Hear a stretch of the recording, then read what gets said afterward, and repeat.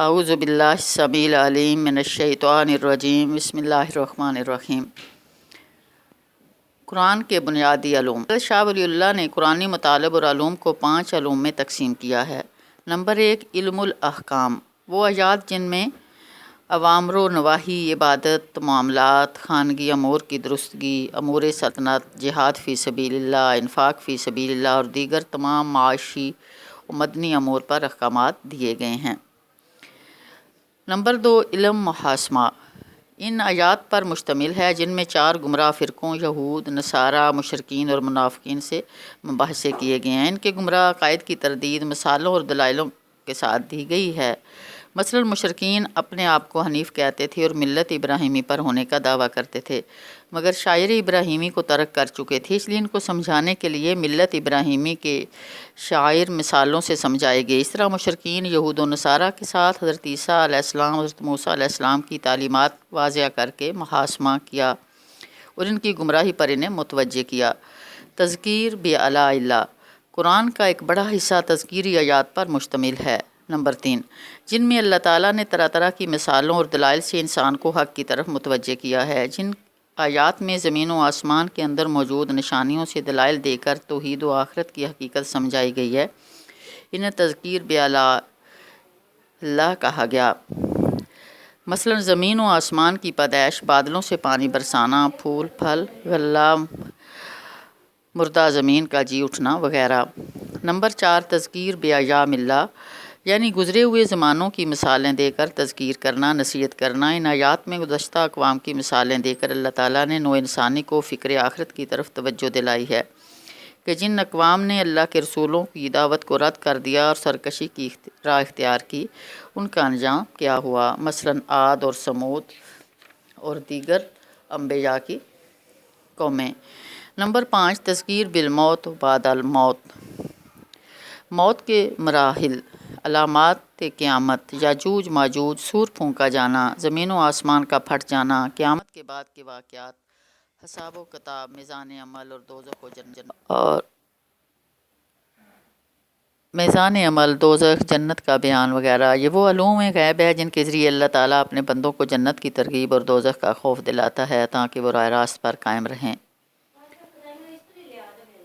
علوم تفسیر، تفسیر بیان کرنے والا چاہے خود مفسر نہ ہو، دوسری تفاسیر پڑھ کر بیان کرنے والا ہو، تب بھی تفاسیر کو اچھی طرح سمجھنے کے لیے کچھ علوم سے آگاہی ضروری ہے تاکہ قرآن کا بیان دیتے ہوئے غلطیوں سے بچا جا سکے۔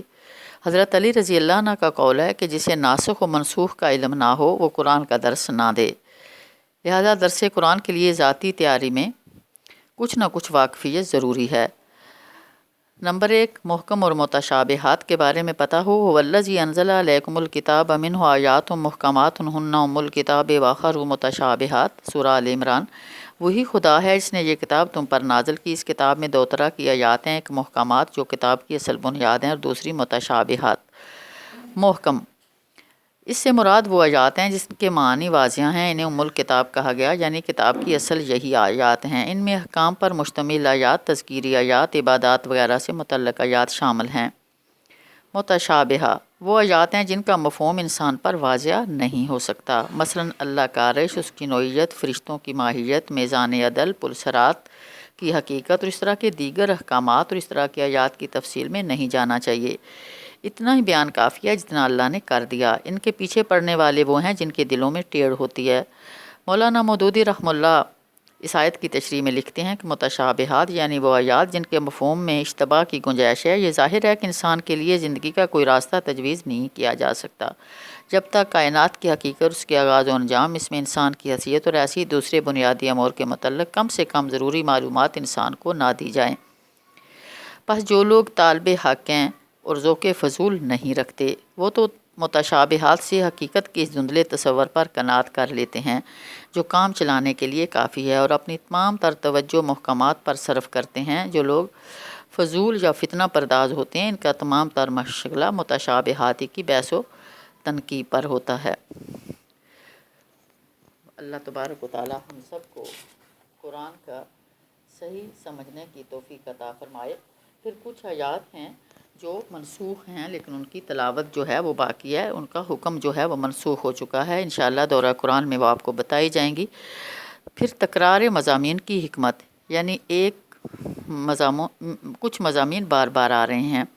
قرآن مجید میں بعض ایسے امور بھی ہیں جن سے صرف مطلع کر دینا ہی کافی سمجھا گیا، ان کو قرآن نے صرف ایک ہی بار دہرایا ہے۔ بعض ایسے امور بھی ہیں جن کا دل و دماغ پر نقش جمانا مقصود رہا، تو اس قسم کے امور کو قرآن مجید نے بار بار دہرایا ہے۔ مثلا قصص الانبیاء میں حضرت موسیٰ علیہ السلام کا قصہ اور تذکیر بآلاء اللہ پر مشتمل آیات، اس طرح تذکیر بعد موت سے تعلق آیات۔ پھر قرآن اصطلاحات، قرآن نے اپنی خاص اصطلاحات وضع کی ہیں۔ مثلا لفظ صلاۃ، قرآن نے اس لفظ کو نماز کے لیے استعمال کیا ہے۔ الغرض قرآن مجید نے اپنی حکمت اور اپنی خاص مفاہیم کے ابلاغ کے لیے مخصوص اصطلاحات رائج کی ہیں۔ جب قرآن مجید کے نظم پر بات کی جاتی ہے تو ہمارے سامنے 3 بڑے نمایاں پہلو آتے ہیں۔ سب سے پہلے قرآن مجید کے الفاظ اور کلمات کی بندش، جس کے لیے علماء اکرام نے نظم کی اصطلاح استعمال کی ہے۔ دراصل قرآن مجید کے سیاق و سباق میں نظم کے 2 مفہوم ہیں۔ ایک مفہوم تو قرآن مجید کی آیات اور صورتوں کی باہمی ترتیب اور اندرونی نظام کا ہے، دوسرا مفہوم عبارت اور کلمات کا ہے۔ نظم کے معنی موتیوں کو ایک لڑی میں پرو دینا ہے۔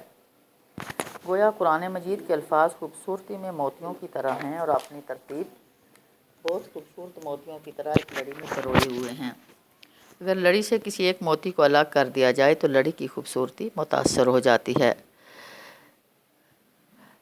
تو اللہ تبارک و تعالی ہم سب کو، مثلا سورہ فاتحہ کو بطور مثال لے لیں، اس کا آغاز توحید کے تذکرہ سے ہوتا ہے، پھر فوراً آخرت کا ذکر آ جاتا ہے، آخرت کے بعد عبادت کا ذکر ہے، پھر صراط مستقیم کا ذکر ہے جو شریعت سے عبارت ہے، پھر ان لوگوں کا تذکرہ آ گیا جن پر اللہ نے انعام فرمایا، یعنی انبیاء کا، صدیقین کا، شہداء کا اور صالحین کا۔ پھر ان لوگوں کے راستے سے بچنے کی دعا کی گئی جن پر اللہ تعالیٰ کا غضب نازل ہوا اور جو راہ راست سے بھٹک گئے۔ اس طرح نافرمان بندے بھی آ گئے اور جو گمراہ تھے ان کا بھی ذکر کیا گیا، یعنی دونوں قسم کے نافرمان شامل ہو گئے۔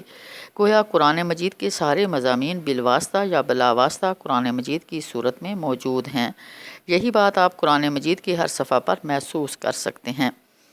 تو اللہ تبارک و تعالی ہم سب کو قرآن بہترین انداز میں سمجھنے کی توفیق دے۔ اگر قرآن مجید بھی اسی ترتیب سے ہوتا کہ اس میں مختلف مسائل اور احکام الگ الگ بیان ہوئے ہوتے، مثلا ایک سورہ قانون پر ہوتی اور ایک صورت عقائد کی ہوتی اور ایک صورت اخلاق کی ہوتی، تو قرآن پاک سے مسلمانوں کی دلچسپی کی شاید وہی نسبت ہوتی جو تورات کے ساتھ یہودیوں کی ہے۔ مثلا اگر فلسفیانہ مزاج یا فکر مجرد سے دلچسپی رکھنے والے شخص کو عقائد سے دلچسپی ہوتی تو وہ صورت عقائد یاد کر لیتا اور باقی صورتوں کو چھوڑ دیتا۔ جس کی دلچسپی صورت قانون سے ہوتی وہ اس کو نہ پڑھتا۔ یہ کوئی مفروضہ نہیں ہے۔ مثال کے طور پر ایک شخص لائبریری میں جاتا ہے تو اپنے مضمون کی کتاب اٹھا کر پڑھ لیتا ہے، باقی کتابوں سے اسے کوئی سروکار نہیں ہوتا۔ اگر آپ کا مضمون کمپیوٹر نہیں ہے تو آپ 20 سال بھی لائبریری میں جاتے رہیں گے اور وہاں 20 سال بھی کمپیوٹر کے بارے میں اعلیٰ سے اعلیٰ فاضلانہ کتابیں رکھی ہوگی تو آپ کے لیے بیکار ہیں۔ اس لیے قرآن پاک جو ہے وہ سارے مضامین یکمشت ایک ساتھ تھوڑے تھوڑے کر کے بیان کیے جاتے ہیں۔ تو اللہ تبارک و تعالی ہم سب کو قرآن کو صحیح سمجھنے کی توفیق عطا فرمائے۔ وآخر دعوانا الحمدللہ رب العالمین وما علینا الا البلاغ۔